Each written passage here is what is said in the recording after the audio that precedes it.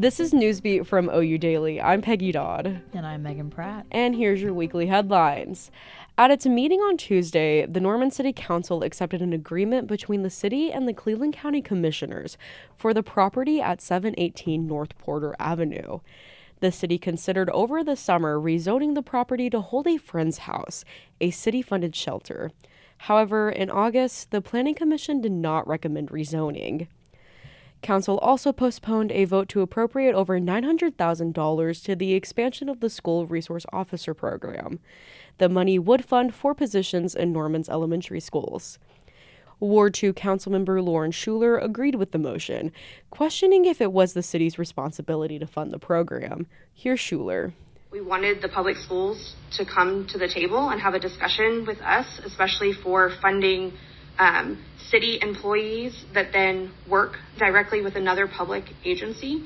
And if, Norman Public Schools is not willing to prioritize funding for SROs in their school district, why is it specifically the responsibility only of the city to come to the table with that funding?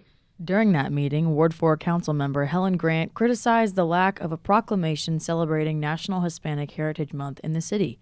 They said the acknowledgement is part of the council's duty, considering Norman's diverse history and communities. Here's Grant. I would like to give the city some free advice as your only non-white passing, non-binary person of color to be elected in recent memory. Get educated and then strive to do better. Respect is a two-way street. National Hispanic Heritage Month is annually celebrated from September 15th to October 15th in the United States. It aims to recognize the contributions and influence of Hispanic Americans and honor their cultures. Norman has made a proclamation for National Hispanic Heritage Month before, but the last year one was approved was 2021. An Andy's Frozen Custard franchisee has purchased the land where a rib crib location was near Robinson Street and Interstate 35. Andy's Frozen Custard was founded in 1986 in Osage Beach, Missouri, and has locations in 5 Oklahoma cities with 150 stores nationwide. For more on that, visit oudaily.com. Moving to statewide events, members of the Oklahoma Senate met on Tuesday for an interim study about women in business and in careers like aerospace engineering. One of those speakers included Kristen Hilty Caruso, a lecturer of management and legal studies at OU. The study covered issues like challenges for women in aviation, the social and economic well-being of women in the state, and educational opportunities. This summer, Governor Stitt created the Modern Justice Task Force. The force includes 11 people charged with reviewing data from the state's justice system. The task force will consider justice system reforms and report its findings by the end of December. State Secretary of Public Safety Tricia Everest chairs the task force. She said that they are currently gathering data from the Crime and Justice Institute. Everest appointed Rhonda Baer to the task force. Baer is a formerly incarcerated woman and is currently a member of the Department of Corrections Board of Directors. She hopes the task force will come up with bipartisan recommendations for Oklahoma's justice system.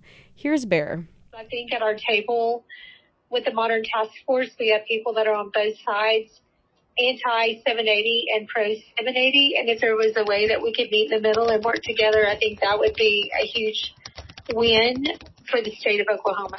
The OU community is mourning the loss of beloved trombone professor Irvin Wagner. Wagner died of lung cancer earlier this month. While at OU, Wagner was a founding member of the Oklahoma Brass Quintet and conducted the OU Trombone Choir. 2 of his daughters spoke to OU Daily, saying Wagner had a tremendous love for his family and music. A memorial service is scheduled for the spring of 2024. You can read about Wagner's impact at OU on our website. From the OU Daily Culture Desk, our Best of Norman 2023 guide is officially on stands now. Learn what restaurants, shops, happy hour spots, and art venues won our community poll. And if you want a behind-the-scenes look from our culture editor, Emma Blakely, and reporters Chelsea Rose and Mavi Cole, check out the special episode of the Newsbeat. Here's a peek at that episode. What's the inspiration behind Best of Norman? So for Best of Norman, I really wanted to highlight the things that people on campus and just people in Norman are doing already. And kind of bring those communities together on paper. We've got happy hour, we've got an arts section. We've got breweries, which is that's something that's popped up in Norman in the last couple years. We've got oldest restaurants, which is, really a completely different community.